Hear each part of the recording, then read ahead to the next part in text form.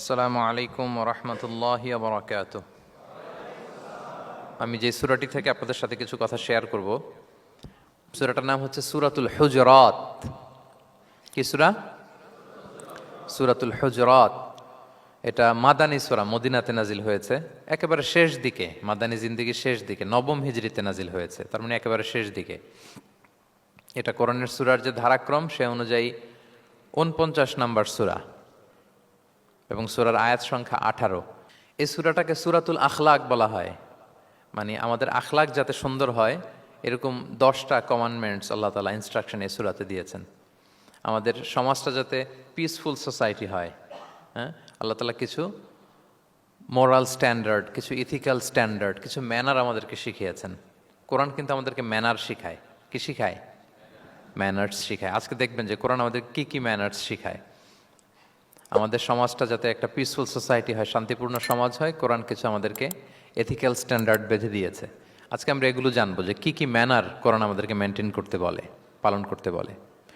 এবং আপনি আলোচনাটা পুরোটা শুনে আপনি নিজেই বুঝবেন যে আসলেই এই এই ম্যানার্সগুলো, এথিক্যাল স্ট্যান্ডার্ডগুলো, এই ভ্যালিউসগুলো যদি আমরা আমাদের সমাজে অ্যাপ্লাই করি, আমাদের সোসাইটিটা একটা শান্তিপূর্ণ সোসাইটি হয়ে যাবে ইনশাআল্লাহ।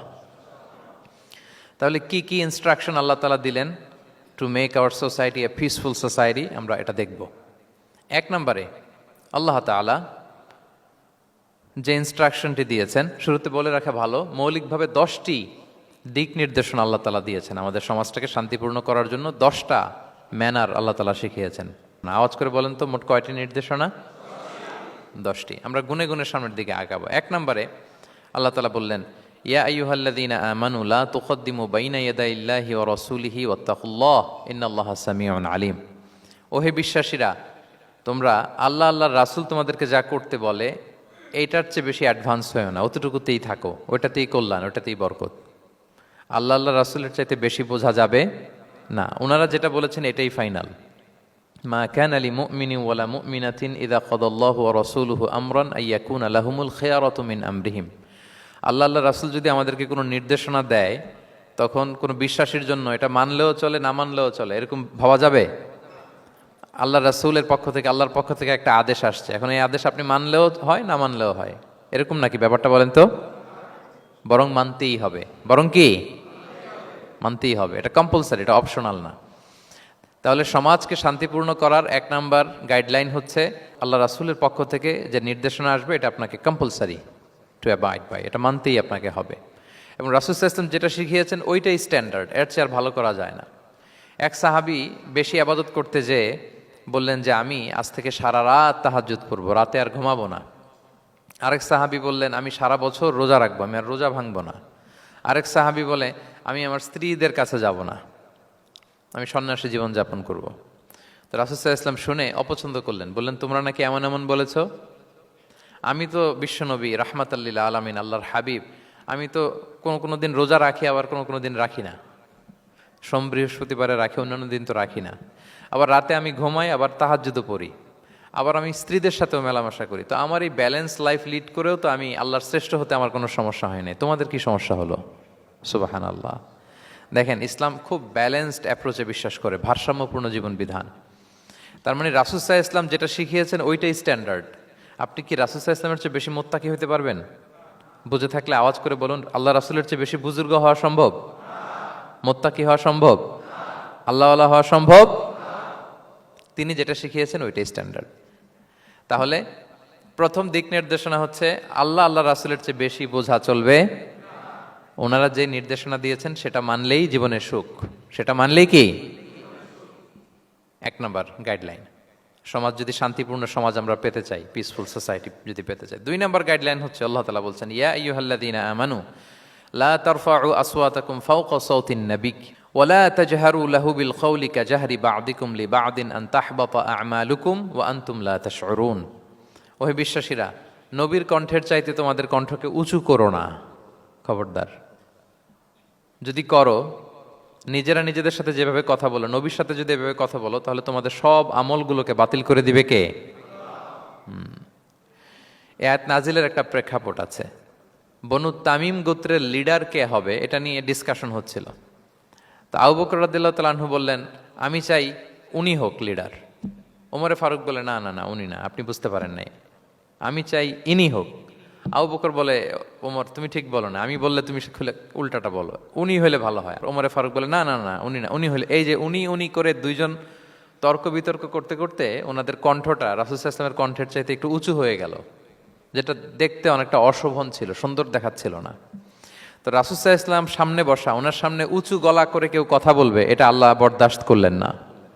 আরশের উপর থেকে আল্লাহ তাআলা আয়াত নাজিল করলেন, লা তারফাউ আসওয়াতাকুম ফাওকা সাওতিন নবী, খবরদার নবীর কণ্ঠের চাইতে যেন তোমাদের কণ্ঠ উঁচু হয়ে না যায়, যদি যায় তাহলে তোমাদের আমলগুলো বাতিল হয়ে যাবে, এবং নিজেরা নিজেদেরকে যেভাবে ডাকো সেভাবে ডেকো না, এরকম করলে আমল বাতিল হয়ে যাবে।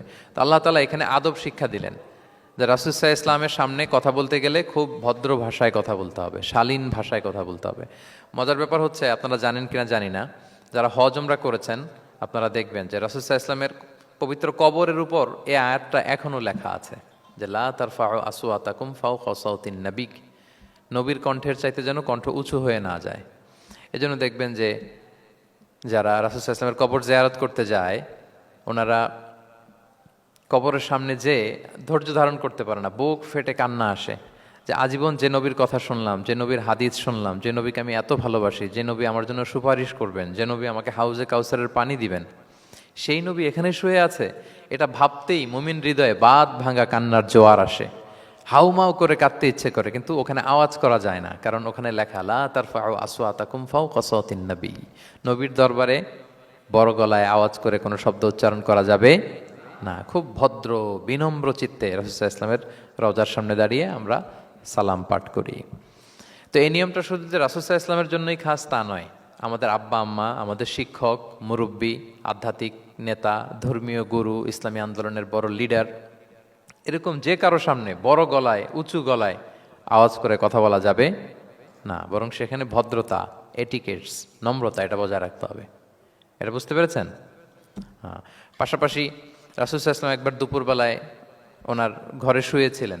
সূরার নাম হচ্ছে সূরাতুল হুজুরাত, মনে আছে তো আপনাদের? সূরার নাম কি? হ্যাঁ, হুজুরাত মানে হচ্ছে কম্পার্টমেন্ট বা অ্যাপার্টমেন্ট, যেখানে মানুষ থাকে আর কি। রাসূল সাল্লাল্লাহু আলাইহি ওয়াসাল্লাম এরকম 9টা হুজরাখানা ছিল। আপনার বাংলাদেশে ইমাম সাহেবের হুজরাখানা এই শব্দটার সাথে পরিচিত না সবাই? এই হুজরাখানা থেকে আল হুজরাত। রাসূল সাল্লাল্লাহু আলাইহি ওয়াসাল্লামের 9 জন স্ত্রী এই 9টা হুজরাতে থাকতেন, এবং এগুলো মসজিদে নববীর সাথে অ্যাটাচ করা ছিল। দুপুরে খেয়ে রাসূল সাল্লাল্লাহু আলাইহি ওয়াসাল্লাম কাইলুলা করছেন, বিশ্রাম নিচ্ছেন। হঠাৎ কিছু বেদুইন লোক, যাদের মধ্যে সভ্যতার ছোঁয়া লাগেনি, তারা এসে রাসূল সাল্লাল্লাহু আলাইহি ওয়াসাল্লামকে ডাকতে আরম্ভ করলো, ইয়া মুহাম্মদ উখরুজ ইলাইনা, ইয়া মুহাম্মদ উখরুজ, এই মুহাম্মদ বেরো বেরো, কথা আছে, এই মুহাম্মদ বেরো বেরো। মানে কেমন যেন বন্ধুরে ডাকতেছে, মনে হচ্ছে বন্ধুকে ডাকতেছে। আল্লাহ তাআলা এটা বরদাস্ত করলেন না, বললেন খবরদার, নিজেরা নিজেদেরকে যেমনে ডাকো, নবীকে যদি অমনে ডাকো, তোমার ঈমান আমল সব বাতিল হয়ে যাবে, খবরদার, সব বাতিল হয়ে যাবে। বরং ওনাকে যখন সম্বোধন করবে তখন ডাক দিবে খুব ভদ্র ভাষায়, বলতে হবে ইয়া নবী আল্লাহ, ইয়া রসুল আল্লাহ, ইয়া হাবিব আল্লাহ, এরকম ভদ্রোচিতভাবে রাসূল সাল্লাল্লাহু আলাইহি ওয়াসাল্লামকে ডাকতে হবে। তাহলে রাসূলের সামনে কণ্ঠ উঁচু করার কারণে আল্লাহ তাআলা এই আয়াত নাজিল করলেন, এবং এই আয়াত নাজিলের পরে উমরে ফারুক রাদিয়াল্লাহু তাআলা এত ভয় পেলেন। এরপরে রাসূল সাল্লাল্লাহু আলাইহি ওয়াসাল্লামের সামনে কথা বলতে গেলে উনি এত আস্তে কথা বলতেন, ওই যে বেশি জোরে যদি কথা বলে তাহলে আমার সব আমল বাতিল হয়ে যাবে, এত আস্তে বলতেন। রাসূল সাল্লাল্লাহু আলাইহি ওয়াসাল্লাম জিজ্ঞেস করা লাগতো, ওমর কি বললে, আবার বলো তো, একটু জোরে বলো ওমর, আরেকটু জোরে বলো, আরেকটু জোরে বলো। সুবহানাল্লাহ। মানে এত মিন মিন করে, এত ক্ষীণ ক্ষীণ শব্দে ওমর ফারুক কথা বলতে লাগলেন যে রাসূল সাল্লাল্লাহু আলাইহি ওয়াসাল্লামের বুঝতে কষ্ট হচ্ছিল কথা। তখন তিনি বলতেন, ওমর আরেকটু জোরে বলো না, কি বললে বুঝলাম না, আরেকটু জোরে বলো। ওনারা এতটা ভয় পেয়েছিলেন এই আয়াত নাজিল হওয়ার পরে। তাহলে 2 নাম্বার ইনস্ট্রাকশন হচ্ছে, মুরব্বী, শিক্ষক, উস্তাজ, ধর্মীয় গুরু, আধ্যাত্মিক নেতা, ইসলামী আন্দোলনের বড় নেতা, এরকম রেসপেক্টেড কারো সামনে উচ্চবাচ্য করে কথা বলা উচিত না। এটা আদবের খেলাফ, শিষ্টাচারের খেলাফ। আর আমরা বলেছি এই সূরাটা আমাদের শিষ্টাচার নিয়ে কথা বলে, সামাজিক রীতিনীতি, শিষ্টাচার, এটিকেটস নিয়ে কথা বলে। তাহলে এই যে 2টা ইনস্ট্রাকশন গেল। 3 নম্বর ইনস্ট্রাকশন হচ্ছে আল্লাহ তাআলা বললেন, ইয়া আইয়ুহাল্লাযীনা আমানু, ওহে বিশ্বাসীরা, ইন জাআকুম ফাসিকুম বিনাবাইন ফাতাবায়ানু, কোনো পাপাচারী যদি কোনো নিউজ নিয়ে আসে, বিশ্বাস করার আগে নিউজটা যাচাই করে নিও। আন তুসিবু কওমান বিজাহালাতিন ফাতুসবিহু আলা মা ফাআলতুম নাদিমিন, যদি তোমরা বিশ্বাস করে ফেলো তাহলে কোনো কমের উপর হয়তো এমন ডিসিশন নিয়ে নিতে পারো যে ডিসিশনের কারণে পরে তোমাদেরকে পস্তাতে হবে। তাহলে 3 নাম্বার ইনস্ট্রাকশন হচ্ছে নিউজ একটা শুনলেই বিশ্বাস করা যাবে, এটাকে ভেরিফাই করতে হবে। কি করতে হবে? You have to verify and cross check the authenticity of the news. নিউজটা সঠিক কিনা আপনাকে ক্রস চেক করতে হবে, শুনলেই বিশ্বাস করা যাবে না। এটা বর্তমান সময়ের সাথে অনেক বেশি প্রাসঙ্গিক। এত হোক্স নিউজ এখন, এত এত রুমার্স, এত ফেক নিউজ সোশ্যাল মিডিয়াগুলোতে, ইভেন মেইন স্ট্রিম মিডিয়াও যা প্রচার করে সবই যে আপনি বিশ্বাস করতে পারবেন তাও না, ওইটাও একটু ক্রস চেক করে নিতে হবে। এদেরও কিছু প্রোপাগান্ডা থাকে আবার, হ্যাঁ, এরাও নিউজকে এমনভাবে অনেক সময় করে তাদের সুবিধার্থে। সো আপনার চোখ কান খোলা রেখে অনেকগুলো নিউজ একসাথে মিলিয়ে তারপরে বিশ্বাস করতে হবে। কিন্তু আমাদের সরল মনা অনেক ভাইদের যেটা হয়, ফেসবুকে একটা কিছু দেখে আমরা মনে করি যেটা সঠিক, ফলে কি করি? শেয়ার দিয়ে ফেলি। কি করি? শেয়ার দেই। আবার আপনার বন্ধুরা শেয়ার দেয়, ফলে মুহূর্তে একটা রুমর, একটা গুজব ছড়িয়ে পড়ে সমাজে, কিন্তু আদতে এটার সাথে কোনো মিলই নাই বাস্তবতার। এরকম হয় কি হয় না বলেন তো? দেখেন ইসলাম কত সুন্দর একটা নিউজকে ভেরিফাই করার জন্য আমাদেরকে নির্দেশ দিয়েছে। ফাতাবাইয়ানু মানে ক্রস চেক করো। কোনো সংবাদ আসলেই চিলে কান নিয়ে গেছে শুনলে চিলের পিছনে দৌড় দিবেন নাকি? না আগে প্রথমে কি করবেন? এটা দেখে নিতে হবে যে আসলে কি কান নিয়ে গেল না রয়ে গেল। এই আয়াত নাজিলের একটা প্রেক্ষাপট আছে, সেটা কি? 5ম হিজরিতে বনুল মুস্তালেকের যুদ্ধে যখন আল্লাহ হাবিব সাল্লাল্লাহু আলাইহি ওয়াসাল্লাম জয়লাভ করলেন, বনুল মুস্তালেকের সবাই মুসলিম হলো। রাসূল ইসলাম তাদেরকে দিনের দাওয়াত শিখিয়ে বললেন, বছর শেষে তোমাদেরকে জাকাত পে করতে হবে, আর জাকাতের এই টাকা নেয়ার জন্য আমি একজনকে পাঠাবো বছর শেষে। তো বছর শেষে তিনি বনুল মুস্তালেকের যে লিডার হারিস ইবনে মিরারের কাছে আল ওয়ালিদ ইবনে উকবা নামে জাকাতের কালেক্টর এক সাহাবীকে তিনি পাঠালেন যে যাও তুমি যে জাকাত নিয়ে আসো। তো উনি গেলেন, উনি আসবেন শুনে বনুল মুস্তালাকের সবাই পল্লী থেকে বের হয়ে মরুভূমির মাঝখানে তলোয়ার টলোয়ার নিয়ে, ঘোড়া টোরা নিয়ে তাকে ওয়েলকামিং রিসেপশনের জন্য, রেড কার্পেট রিসেপশনের জন্য সবাই দাঁড়ায় আছে যে নবীর সাহাবী আসবে, জাকাত কালেক্ট করতে, আমরা জাকাত দিব। এখন ওই সাহাবী যখন গেলেন, সবাইকে এরকম ঘোড়া তলোয়ার এরকম সাজসজ্জা নিয়ে দাঁড়ায় থাকার কারণে উনি ভয় পেয়ে গেলেন। উনি ভাবছে আমাদের মনে হত্যা করার জন্য দাঁড়ায় আছে। উনি আর এটা ঠিকঠাক না জেনে অ্যাবাউট টার্ন ফিরে গেলেন মদিনায়, যে বলে ইয়া রাসূলুল্লাহ, বনুল মুস্তালিক তো সব মোরতাদ হয়ে গেছে, এরা তো আর মুসলিম, এরা তো আমাকে মারার জন্য সব দাঁড়ায় আছে। আসলে বলেন তো কথাটা কি সত্য না মিথ্যা? একেবারে মিথ্যা। রাসূল সাল্লাল্লাহু আলাইহি ওয়াসাল্লাম এই কথা শুনেই বিশ্বাস করলেন সরল মনে। বিশ্বাস করেই খালিদ ইবনে ওয়ালিদ রাদিয়াল্লাহু তাআলা আনহুকে বললেন, অ্যাটাক বনুল মুস্তালিক, বনুল মুস্তালিকে অভিযান পরিচালনা করো। সাথে সাথে আল্লাহ বললেন, নবী রাখেন, আস্তে অ্যাটাক করেন, একটু থামেন নবী, একটু রাখেন। আপনি যার কাছ থেকে শুনেছেন সে মিথ্যা বলেছে, অসত্য কথা বলেছে, আসলে ঘটনা এমন নয়। আজকে তার কথার উপর বেস করে আপনি যে খালিদ ইবনে ওয়ালিদকে অভিযান পরিচালনা করতে বললেন, সে যে যদি অ্যাটাক করে কয়েকজনকে হত্যাও করে ফেলতো, এই যে রক্তপাত হতো, ব্লাড শেড, এটার দায় কিন্তু আপনি এড়াতে পারতেন, কারণ আপনি আদেশ দানকারী। আল্লাহ রাসূল সাল্লাল্লাহু আলাইহি ওয়াসাল্লামকে থামালেন আল্লাহ তাআলা আয়াত নাজিল করে যে আপনি ক্রস চেক করেন। পরে রাসূল সাল্লাল্লাহু আলাইহি ওয়াসাল্লাম ক্রস চেক করে লোক পাঠিয়ে জানলেন যে না, এমন কিছুই নয়, তারা কেউ মোরতাদ হয় নাই, সবাই তারা মুসলিমই আছে, তারা ওয়েলকামের জন্য আসছিল, উনি ভাবছে যে ওনাকে হত্যা করার জন্য দাঁড়ায় আছে। তাহলে চিন্তা করছেন যুগে যুগে এই সমস্যা আছে না নাই বলেন? রাসূল সাল্লাল্লাহু আলাইহি ওয়াসাল্লামের জীবনীতে এই ঘটনা ঘটিয়ে আমাদের চোখে আঙ্গুল দিয়ে আল্লাহ তাআলা বুঝাতে চাইলেন যে কোনো নিউজ আসলেই এটা ভেরিফাই না করে বিশ্বাস করা যাবে না। যত মেইন স্ট্রিম মিডিয়া হোক, ওটা শুনলে আপনি আরো কয়েকটা, আরো আপনার সোর্স থেকে আপনি একটু জানবেন, এরপরে আপনি বিশ্বাস করবেন। নাকি বিশ্বাস না করে শেয়ার দিবেন? দিবেন? আপনি কি জানেন যে একটা কথা শুনেই ক্রস চেক না করে অ্যাকশনে যাওয়াতে কত পরিবার ভেঙে যায়, কত সম্পর্ক ভেঙে যায়? আমাদের মধ্যে এই প্রবণতা আছে। আপনার ছেলের ব্যাপারে একজন একটা কথা বললো, এসে ছেলের মারপিট, জিজ্ঞেসও করেন না এটা। আপনার মেয়ের ব্যাপারে একজন এসে একটা বাজে কথা বলছে, এসেই আপনি মেয়ের সাথে খারাপ আচরণ। আপনার ওয়াইফের ব্যাপারে একজন বললো আর কি যে ভাই আপনি এখানে, ভাবিকে তো দেখলাম ওইখানে আরেকজনের সাথে, আপনি এসেই আপনার স্ত্রীর উপর চড়াও অথবা গায়ে হাত তুললেন। তো হতে পারে যে ওই ভদ্রলোক অন্য কোনো মহিলাকে দেখেছে যে দেখতে আপনার স্ত্রীর মতো, এরকম হতে পারে কি পারে না বলেন? তো এই যে আপনি ক্রস চেক না করে, ভেরিফাই না করে যে অ্যাকশনে গেলেন, এতে সমস্যা হবে না সমাজে? পরিবার ভাঙে, সমাজে সম্পর্ক নষ্ট হয়, কলহ বাঁধে।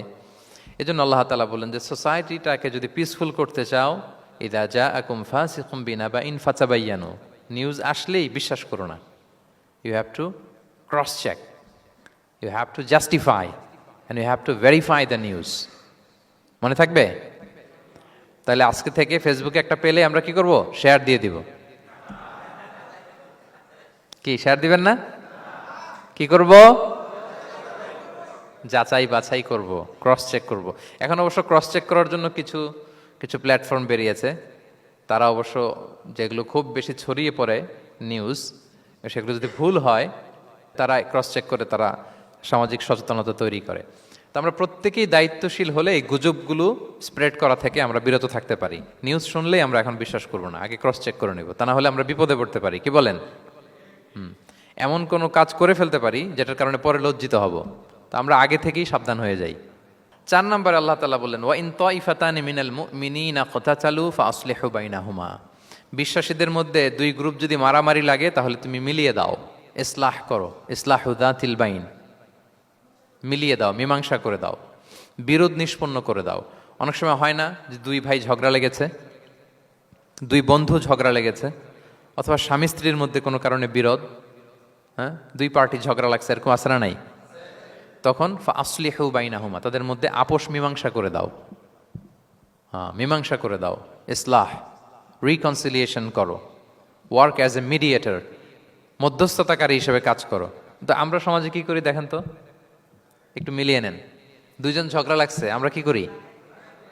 হ্যাঁ, কি করেন? আরো লাগিয়ে দেন। সর্বনাশ!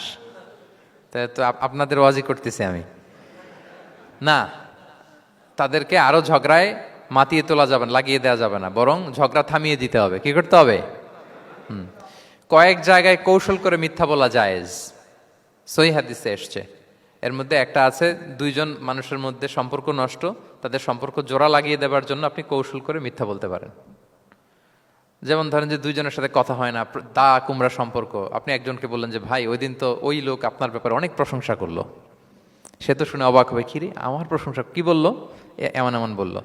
তো এটা শুনে ওই লোকের ব্যাপারে তার মনটা একটু নরম হবে। আবার তাকে বললেন যে উনি তো আপনার ব্যাপারে এরকম একটা পজিটিভ কমেন্ট করলো, সেও অবাক হবে, তাই নাকি, তার সাথে আমি এত ভুল বোঝাবুঝি, আসলে লোকটা তো তাইলে ভালো। এই যে 2 জনকে আপনি এমন কিছু কথা কৌশল করে বললেন, ফলে তাদের মধ্যে একটা হৃদ্যতা তৈরি হবে। হঠাৎ দেখবেন যে একজন আরেকজনকে দেখে সালাম দিয়ে কথা বলে, কোলাকুলি করে, সেই আগের যেই শত্রুতা সব নিমেষে শেষ হয়ে গেছে। ঠিক কিনা বলেন? হ্যাঁ, এই যে মধ্যস্থতাকারী আপনি হলেন, এজন্য আল্লাহ তাআলা আপনাকে সওয়াব দিবেন। তাহলে বিবাদমান 2 গ্রুপ দেখলে আমরা আজ থেকে আরো ঝগড়া লাগিয়ে দিব না মিলিয়ে দিব? রাসূল সাল্লাল্লাহু আলাইহি ওয়াসাল্লাম বলেন, আলা উখবিরুকুম বিআফদালা দারাজাতিম মিন সাদাকাতি ওয়াস সিয়ামি ওয়াস সালাহ। নামাজ, রোজা, সাদাকা, এর চেয়ে একটা বড় মর্তবার ভালো কাজ আছে, সেটা কি আমি তোমাদের বলবো না? সাহাবারা বলল, বলেন। আল্লাহ রাসূল সাল্লাল্লাহু আলাইহি ওয়াসাল্লাম বললেন, সেটা হচ্ছে ইসলাহু যাতিল বাইন, 2 পক্ষকে মিলিয়ে দেয়া, বিবাদমান 2 গোষ্ঠীকে কি করা? মিলিয়ে দেয়া। এটা নামাজ, রোজা, সাদাকা, এর চেয়েও বেশি সওয়াবের কাজ। দেখেন, আমরা ইসলামটা বোঝার ক্ষেত্রে আমাদের কত ল্যাকিংস। আমরা মনে করি শুধু লম্বা দাড়ি রাখলাম, তাসবিহ একটা নিলাম, আর জিকির করতেছি দিন রাত এক করে, এরপরে নামাজ পড়তে পড়তে কপালে দাগ ফেলে, এই বোধহয় ভালো কাজ, এই সব ভালো আমিই করে ফেললাম। কিন্তু দেখেন, রাসূল ইসলাম বলেছে না, সমাজে বিবাদমান 2টা গ্রুপকে যদি মিলিয়ে দাও, এটা নামাজ, রোজা, সাদাকার চেয়ে বেশি সওয়াব তুমি পাবে। তাহলে এখন থেকে যদি আমরা বিবাদ দেখি কি করব? মিলিয়ে দিব। কখনো আমরা ঝগড়া আরো বাদিয়ে দিব না। আগুন যদি লাগে সেখানে পানি ঢালবো নাকি তেল ঢালবেন? কি ঢালবেন? অনেকে কি ঢালে? আরো দাউ দাউ করে জ্বালাতে চায় না, না, এটা করা যাবে না, বরং আমরা মিলিয়ে দিব ইনশাআল্লাহ। বলেন সবাই। আল্লাহর হাবিব সাল্লাল্লাহু আলাইহি ওয়াসাল্লাম তিনি এই কাজটা করতেন। মক্কা থেকে মদিনায় গেলেন, মদিনায় আউস খাজরাজ 2টা গোত্র, বছরের পর বছর যুদ্ধ, উনি যেই মিলিয়ে দিলেন। রাসূল সাল্লাল্লাহু আলাইহি ওয়াসাল্লাম এই যে সংলাপ, তারপর রিকনসিলিয়েশন, মিডিয়েশন, মধ্যস্থতা, এগুলোতে এক্সপার্ট ছিলেন। যে যুদ্ধ থামে না, এই যুদ্ধ মিলিয়ে দিলেন। কত প্রাণ গেল এই যুদ্ধে, কিন্তু রাসূল সাল্লাল্লাহু আলাইহি ওয়াসাল্লাম যেই আউস খাজরাজ এখন ভাই ভাই হয়ে গেছে, ভাই ভাই করে দিলেন, ভ্রাতৃত্বের বন্ধনে ওনাদেরকে আবদ্ধ করে দিলেন আল্লাহর হাবিব সাল্লাল্লাহু আলাইহি ওয়াসাল্লাম।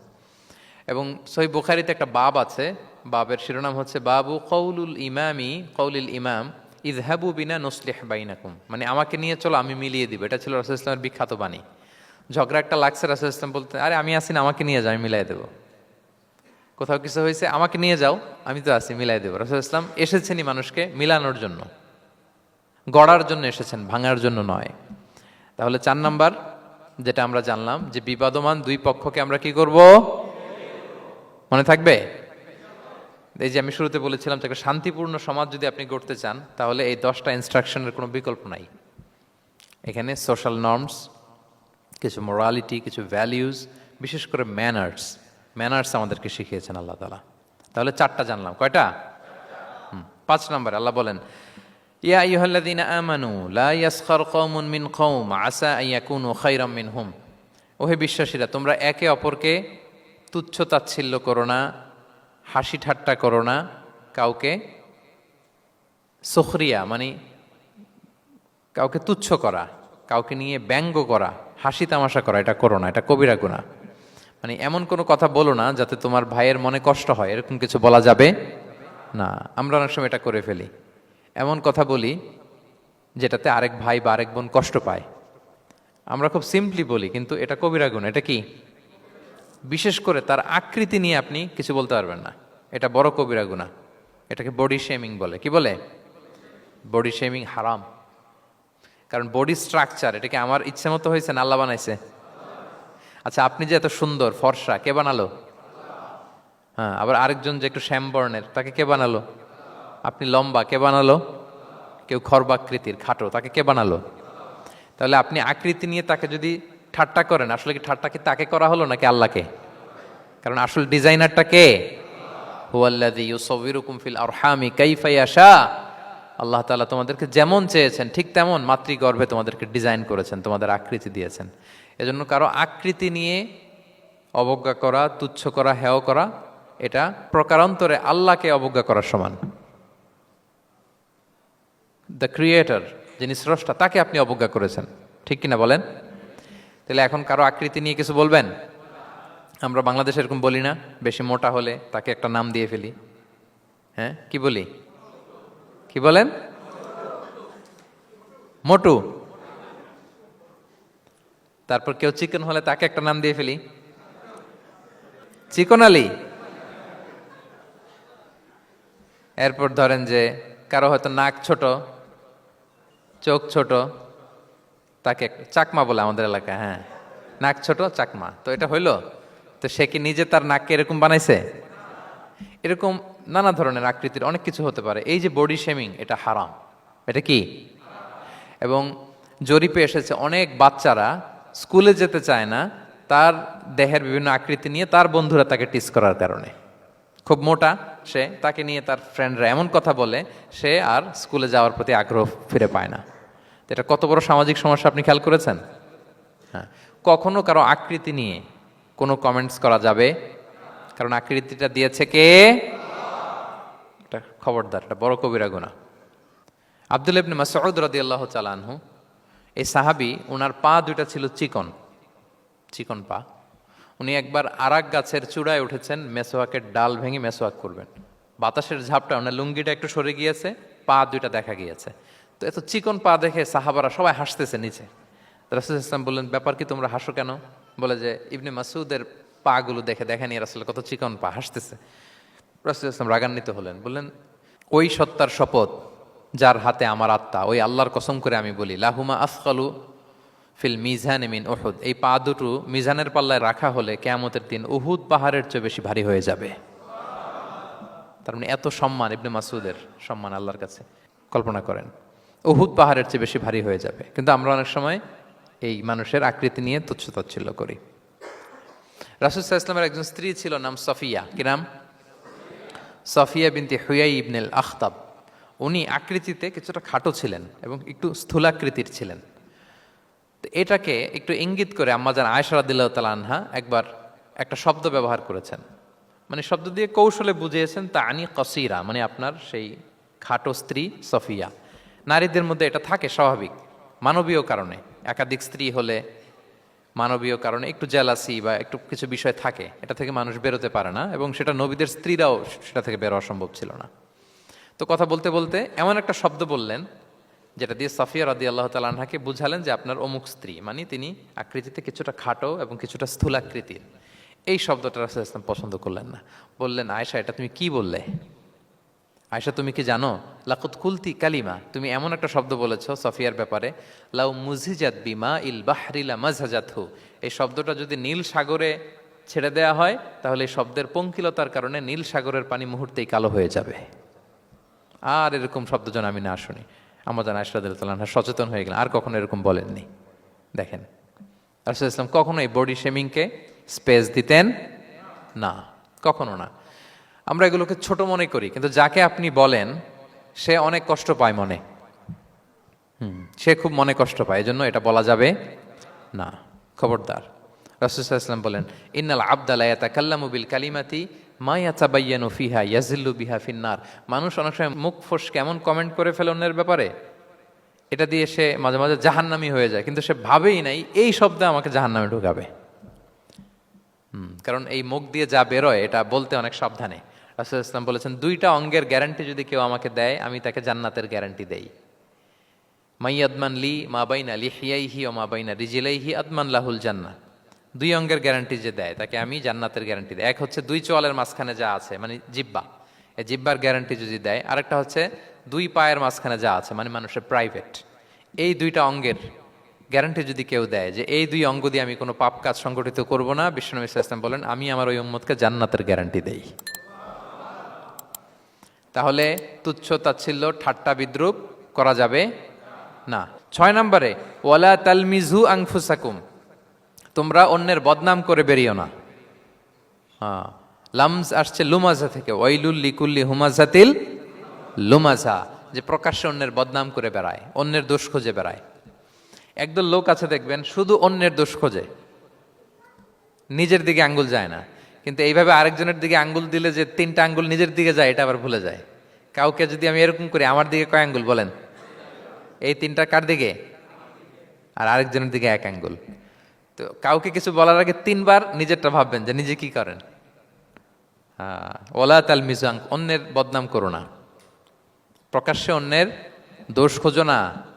সবচেয়ে বুদ্ধিমান সে যে নিজের দোষ খোঁজে, নিজের সমালোচনা যে করতে পারে সেই সর্বাপেক্ষা বুদ্ধিমান। কিন্তু আমরা একদল আছি শুধু সমালোচনা, ওর এই সমস্যা, ওর এইটা, ওর মানে তার দায়িত্ব হচ্ছে সবার সমস্যা বের করা। এরকম দায়িত্বপ্রাপ্ত কিছু লোক আছে না নাই? সবাই না, এগুলো থেকে আমাদের বেরিয়ে আসতে হবে। অন্যের দোষ খোঁজা বাদ দিতে হবে, দোষ খুঁজলে নিজের দোষ খুঁজতে হবে।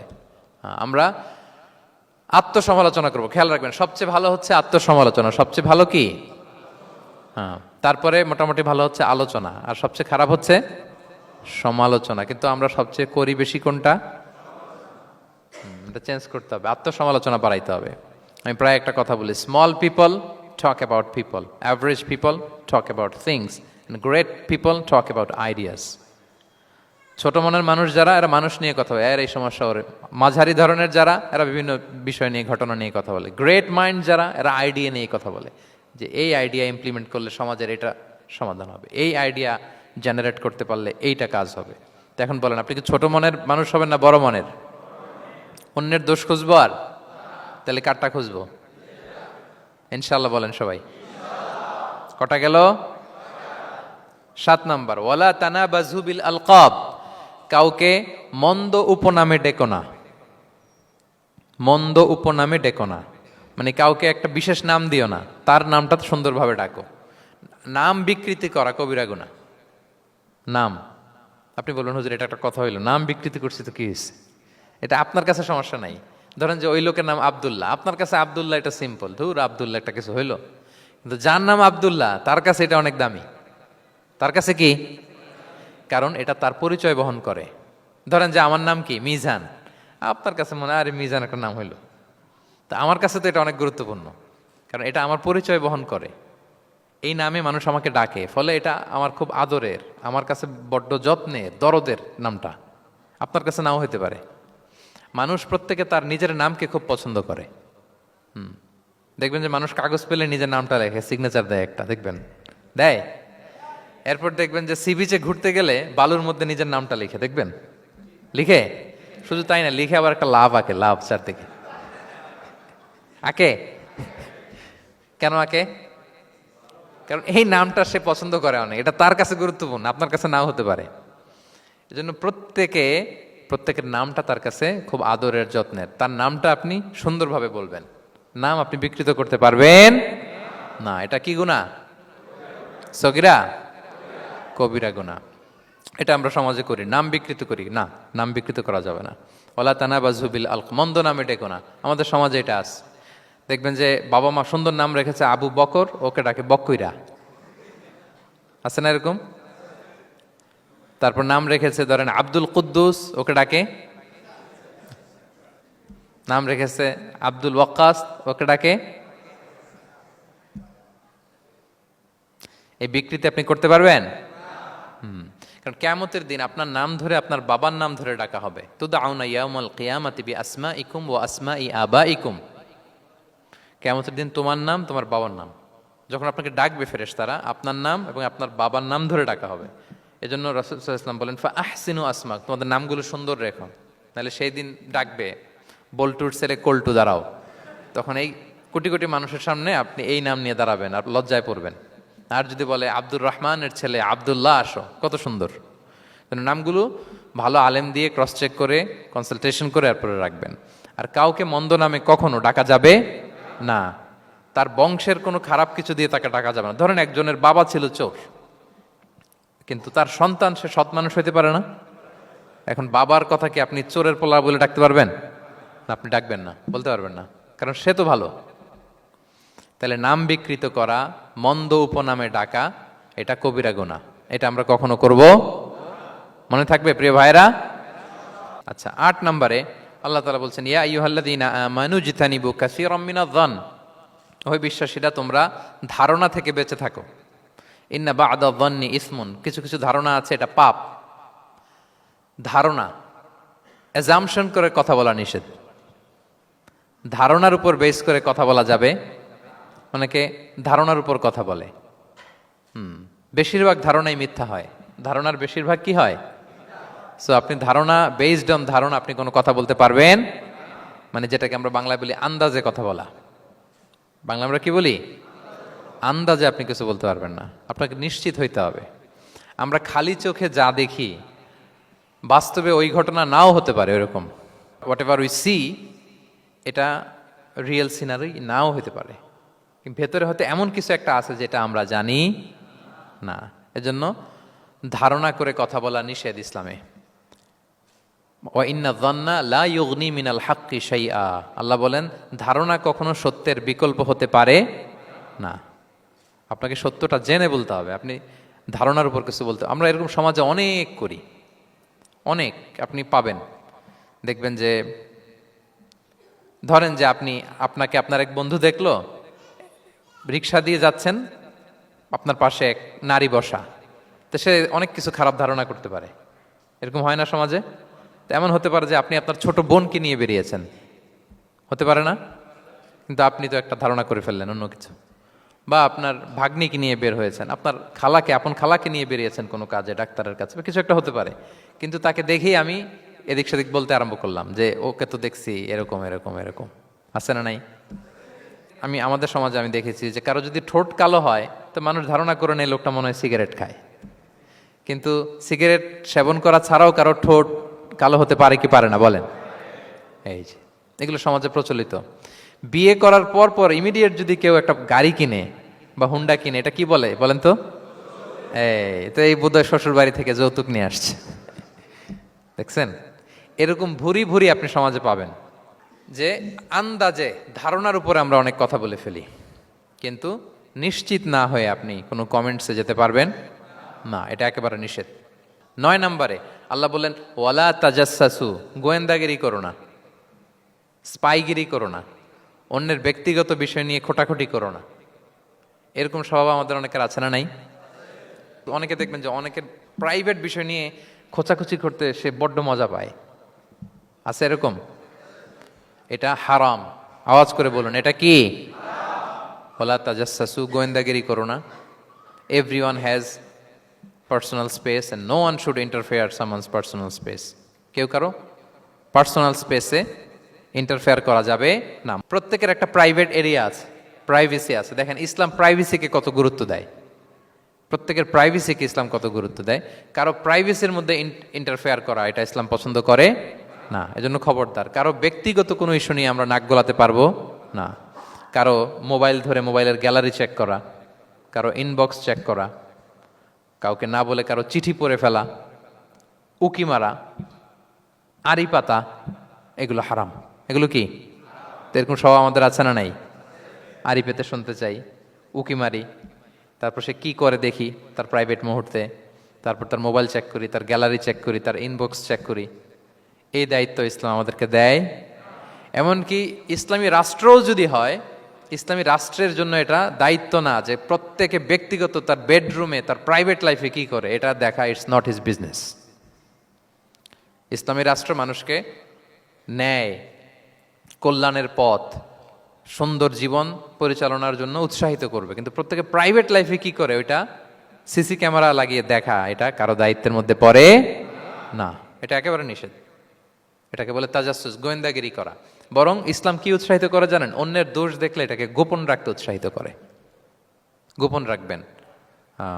মান সাতারা আইবান সাতারাহুল্লাহু ইয়াউমাল কিয়ামা। কেউ যদি তার ভাইয়ের দোষ গোপন রাখে, কিয়ামতের দিন আল্লাহ তার দোষ গোপন রাখবে। ওমান কাশাফা আওরাতা আখি, বিষ্ণু বলেন, কিন্তু কেউ যদি তার ভাইয়ের কোনো গোপন জিনিস প্রকাশ করে দেয়, কাশাফাল্লাহু আওরাতাহু, আল্লাহ তার সব গোপন জিনিস প্রকাশ করে দিবে। বলেন আমাদের প্রত্যেকেরই গোপন জিনিস আছে না নাই? এখন আমাদের সব ভুল, সব গোপনীয়তা যদি প্রকাশ হয়ে যায় কি হবে তখন? আল্লাহ নিজে দায়িত্ব নিচ্ছে যে তুমি যদি তোমার ভাইয়ের কিছু ফাঁস করো, তোমার হাড়ি আমি হাটে ভাঙবো। হাটে হাড়ি ভাঙবো তোমার আমি, তখন দেখা যাবে। আমাদের অনেকের এই মানসিকতা আছে, অন্যের প্রাইভেট বিষয় নিয়ে কখনো আপনি নাক গলাতে পারবেন না। কারো প্রাইভেসিতে আপনি ইন্টারফেয়ার করবেন না, কারো প্রাইভেট স্পেসে আপনি ইন্টারফেয়ার করবেন না। এটা খুব বাজে একটা স্বভাব, এটা ইসলাম হারাম করে দিয়েছে।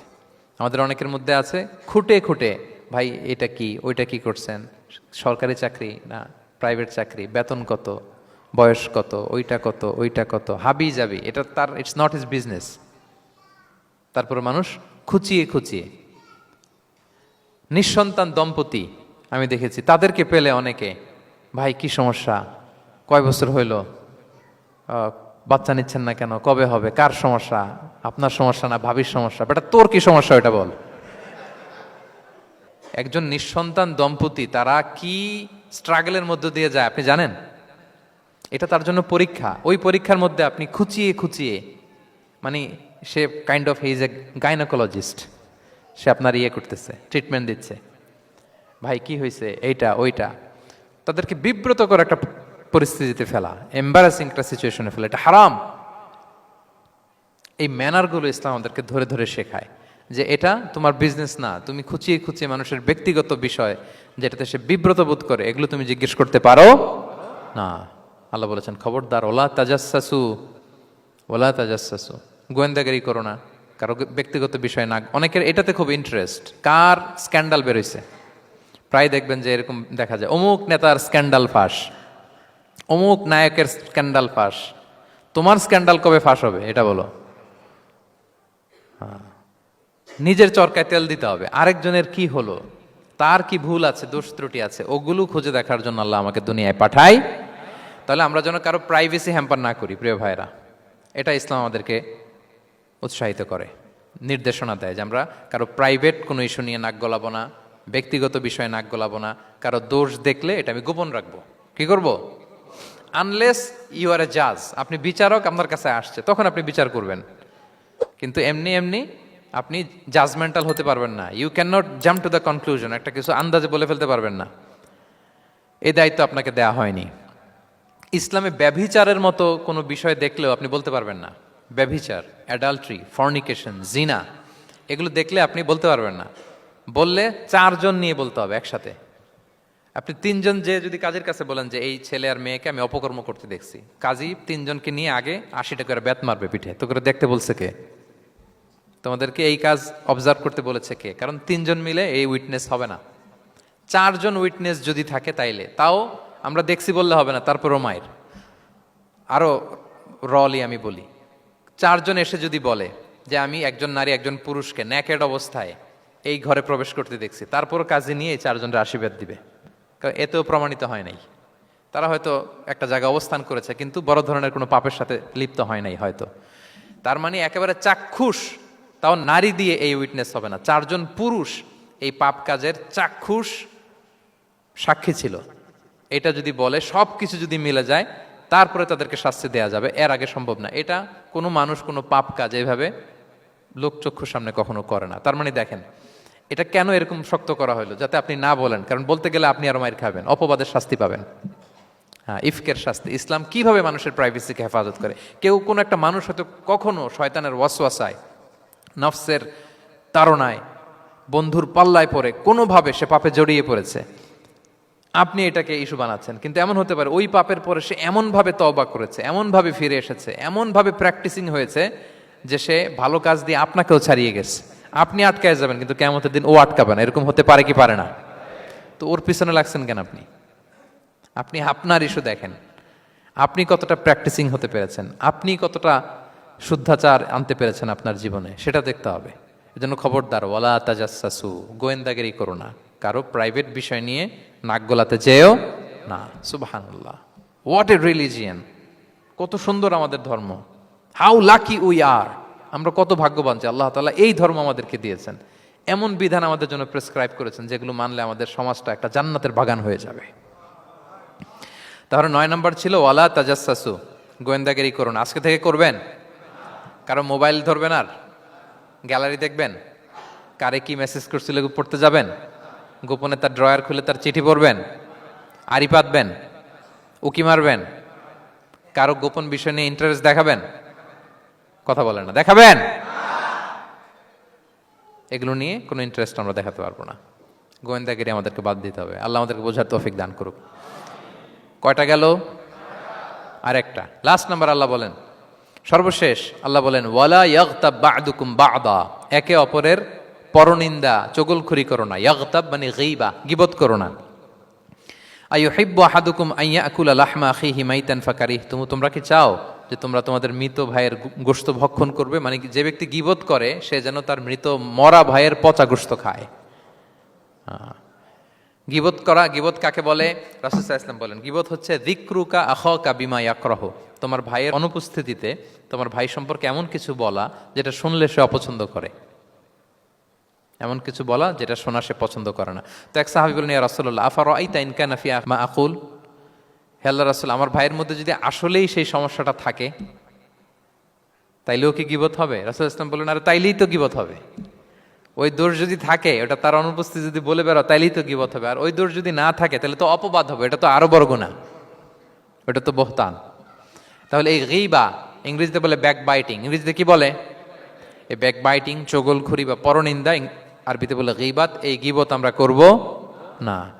কারো কিছু বলা থাকলে আপনি তাকে সরাসরি নাসিহাত করুন। আর দিন ওয়ান নাসিহা, দিন হচ্ছে উপদেশ দেয়া, শুভ কামনা করা, তার প্রতি শুভ কামনা করে আপনি তাকে বুঝান, সে হয়তো বুঝবে। কিন্তু আপনি তার অনুপস্থিতিতে তার নামে বাজে কথা, মন্দ কথা বলতে পারবেন? এটা অনেক বড় পাপ। একজনের ব্যাপারে আরেকজনের কান ভারী করা, ওর কথা ওর কাছে, ওর কথা ওর, এরকম করে সমাজের মধ্যে একটা গিরিঙ্গি লাগায়, আছে না? নেই? এটা হারাম। রাসূল সাল্লাল্লাহু আলাইহি ওয়াসাল্লাম বলেন, মেরাজের রাত্রে আমি দেখেছি কিছু লোক লাহুম আযফারুম মিন নুহাস, তাদের নখগুলো তামা দিয়ে তৈরি, নখর ধারালো, ইয়াখদাশুনা বিহা উজুহাহুম ওয়া সুদুরাহুম, তারা তাদের নিজের নখ দিয়ে নিজের গালের গোশত, বুকের গোশতগুলো টেনে টেনে ছিঁড়ছে। রাসূল সাল্লাল্লাহু আলাইহি ওয়াসাল্লাম জিবরাইল আলাইহিস সালামকে বললেন, মানহুম ইয়া জিবরিল, জিবরিল কারা এরা, এত বড় শাস্তি? জিবরাইল আলাইহিস সালাম বললেন, হুম আহলুল গীবা মিন উম্মাতিক, এরা হচ্ছে আপনার উম্মতের মধ্য থেকে তারা যারা গীবত করে। তারা কি করে? তাহলে এই গীবতের সাথে আমাদের কোনো সম্পর্ক, এটা থেকে আমাদেরকে বেঁচে থাকতে হবে, এটা করা যাবে না। আমরা অনেকে হালাল ওয়েতে গীবত করি। এইভাবে কিভাবে করে আমি বলি আপনাদের, এইভাবে শুরু করে, এইভাবে কি বলবো ভাই, বললে তো গীবত হয়ে যায়, তারপরও না বললেই না, একটু বলি।